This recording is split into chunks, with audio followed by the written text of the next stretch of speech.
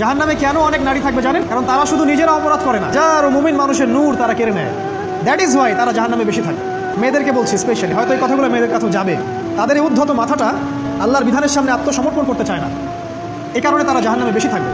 রাসূল বলেছেন কিয়ামতের আগে মানুষ জেনা করবে, জেনাকে মানুষ জেনা মনে করবে না, মনে করবে এটা অ্যাফেয়ার, ছেলে মেয়ের ক্রাশ।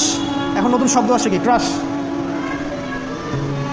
চোখে চোখে কন্ট্যাক্ট হবে, কো এডুকেশনের মাধ্যমে মোবাইল নাম্বার এক্সচেঞ্জ হবে, রাতের বেলা কথা হবে, ফোন হবে, তারপর চা খাবে, কফি খাবে, ঘুরবে, আস্তে আস্তে বেড়ে যাবে, তারপরে ব্রেকআপ হয়ে যাবে। তাদের কাছে সিম্পল, এটা খুব সিম্পল, সিলি ব্যাপার। আর কোরআনের কাছে এটা কি? জিনা। এক কথায় কি? জিনা। জিনায় লিপ্ত থাকা অবস্থায় দোয়া কবুল হয় না, কিন্তু মানুষ যদি এটা থেকে বের হয়ে তওবা করে আল্লাহর জন্যে, তার দোয়া অনেক বড় মানুষের দোয়ার মতো কবুল হয়।